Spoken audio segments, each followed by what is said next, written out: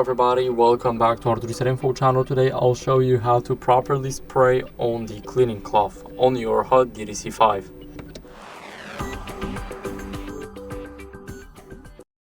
So first, let's take our robot and turn it 180 degrees. Now here, as you guys can see, we have the cleaning cloth. It's beautiful. And now what we have next is this cleaning can that we got with the Hutt DDC5.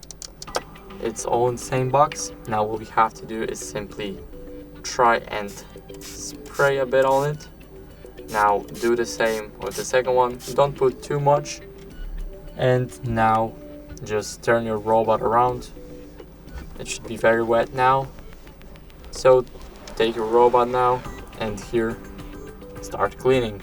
So that'd be it. Thank you guys for watching. I hope this video helped you, and if it did, please consider liking, subscribing and leaving a comment. Bye.